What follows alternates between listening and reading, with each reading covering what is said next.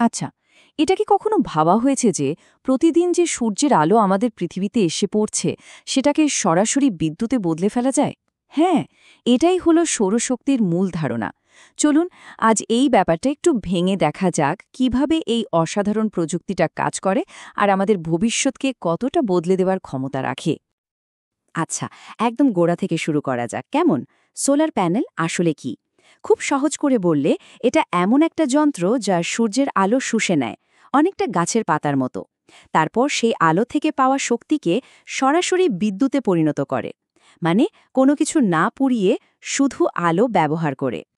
পুরো ব্যাপারটা যদি একটা সহজ লাইনে বলি, তাহলে দাঁড়ায় সূর্যের আলো থেকে সরাসরি বিদ্যুৎ শক্তি। আর এই একটা ধারণাই কিন্তু নবায়নযোগ্য শক্তির জগতে একটা বিপ্লব নিয়ে এসেছে, কারণ এর উৎসটা অফুরন্ত আর একদম বিনামূল্যে পাওয়া যায়। কিন্তু প্রশ্ন হলো, এই চিন্তাটা এলো থেকে? মানুষ প্রথম কিভাবে বুঝল যে আলো থেকেও বিদ্যুৎ বানানো সম্ভব? চলুন এর পেছনের দারুণ ইতিহাসটা একটু শুনে আসি। গল্পটা শুরু হয় সে 1839 সালে, যখন বিজ্ঞানী আলেকজান্ডার বেকেল্যান্ড প্রথম আবিষ্কার করেন যে আলো বিদ্যুৎ তৈরি করতে পারে। একে বলা হয় ফটোভোল্টাইক এফেক্ট। কিন্তু ভাবুন, এই ধারণাটাকে বাস্তবে রূপ দিতে লেগে গিয়েছিল 100 বছরেরও বেশি সময়। অবশেষে 1954 সালে বেল ল্যাবস প্রথম কাজের উপযোগী একটা সোলার সেল তৈরি করে। আর আজ সেই প্রযুক্তির উপর ভর করে আমরা এত উন্নত আর শক্তিশালী সোলার সিস্টেম বানাচ্ছি। বেশ, ইতিহাস তো জানা গেল, কিন্তু আসল প্রশ্ন হল, একটা সোলার প্যানেলের ভেতরে ঠিক কি এমন ঘটে? কিভাবে সূর্যের আলো বিদ্যুতের রূপ নেয়? চলুন এবার প্রযুক্তির আসল রহস্যটা উন্মোচন করা যাক। একটা পুরো সোলার সিস্টেমকে আসলে একটা দলের মতো ভাবা যায়, যেখানে 3জন মূল খেলোয়াড় আছে। প্রথম হলো সোলার সেল, যা সিলিকন দিয়ে বানানো। এরাই হলো মূল কর্মী, যারা আলো থেকে বিদ্যুৎ বানায়। দ্বিতীয় খেলোয়াড় হল ইনভার্টার। একে বলা যায় দলের অনুবাদক, কারণ এটা সেই বিদ্যুৎকে আমাদের ঘরের যন্ত্রপাতির ব্যবহারযোগ্য করে তোলে। আর সবশেষে আছে ব্যাটারি বা গ্রিড, যারা বাড়তি বিদ্যুৎটা জমিয়ে রাখে, ঠিক একটা পাওয়ার ব্যাংকের মতো। তো আলো থেকে বিদ্যুৎ তৈরির এই প্রক্রিয়াটা কেমন?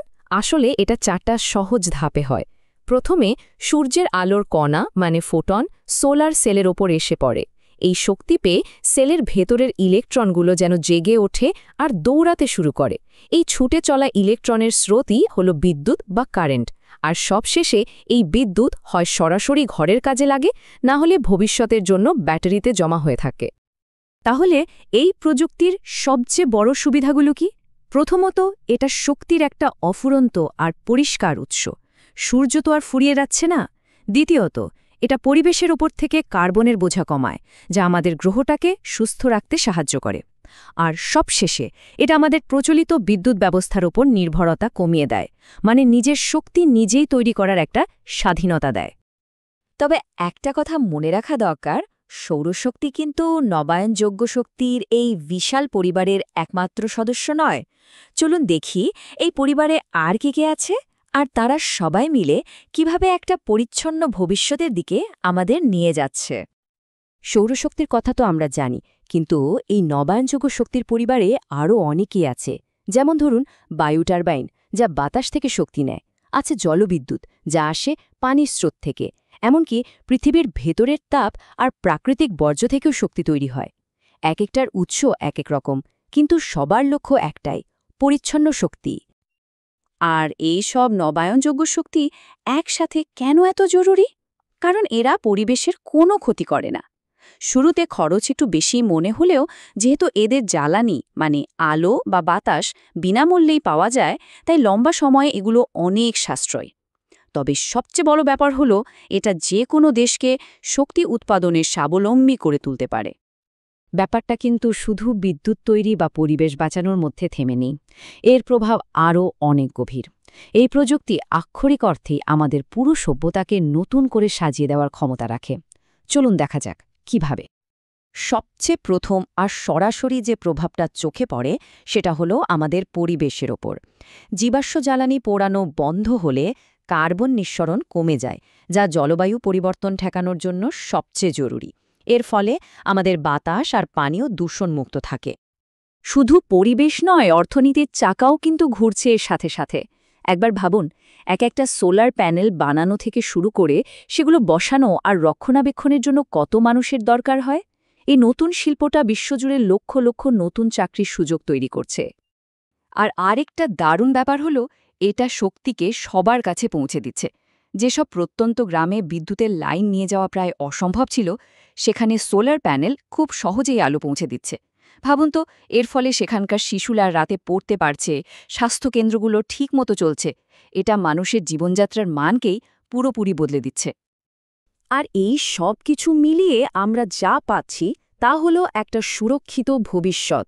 দেখুন, তেল বা গ্যাসের মতো জীবাশ্ম জ্বালানি কিন্তু সীমিত, একদিন না একদিন এটা ফুরিয়ে যাবেই। কিন্তু সূর্যের আলো, বাতাস বা পানির স্রোত তো অফুরন্ত। তাই নবায়নযোগ্য শক্তির দিকে এগোনোই আমাদের পরের প্রজন্মগুলোর জন্য শক্তি নিশ্চিত করার একমাত্র পথ। তো এই পুরো আলোচনা থেকে আমরা কি বুঝলাম? সামনের পথটা কেমন হওয়া উচিত? ভবিষ্যতের জন্য আমাদের করণীয়টাই বাকি। ভবিষ্যতের জন্য মূলত ৩টি জিনিস মাথায় রাখতেই হবে। ১. নবায়নযোগ্য শক্তির ব্যবহারকে আরও বাড়াতে হবে, যেন এটা আমাদের দৈনন্দিন জীবনের একটা স্বাভাবিক অংশ হয়ে যায়। ২. এমন প্রযুক্তিতে মন দিতে হবে যা প্রকৃতির বন্ধু, শত্রু নয়। আর ৩. আমাদের সব উন্নয়নের কেন্দ্রে রাখতে হবে পরিষ্কার শক্তিকে, কারণ টেকসই উন্নয়ন ছাড়া কোনো উন্নয়নই আসলে টিকে থাকে না। এই কথাটা কিন্তু পুরো ব্যাপারটার সারমর্ম। আমাদের এমন একটা ভবিষ্যৎ গড়তে হবে যেখানে প্রযুক্তি আর পরিবেশ একে অপরের বিরুদ্ধে নয়, বরং একসাথে কাজ করে। এই মেলবন্ধনটাই আমাদের সামনে এগিয়ে নিয়ে যাবে। শেষ করার আগে একটা প্রশ্ন ভাবার জন্য থাকল। সৌরশক্তি আর অন্যান্য পরিষ্কার শক্তির প্রযুক্তি যেভাবে দিন দিন উন্নত হচ্ছে, তাতে আগামী কয়েক দশকে আমাদের এই পৃথিবীটা ঠিক কতটা বদলে যাবে বলে মনে হয়? আমাদের জীবনযাপন, আমাদের শহর, এমনকি আমাদের চিন্তাভাবনাই বা কতটা পাল্টে যাবে?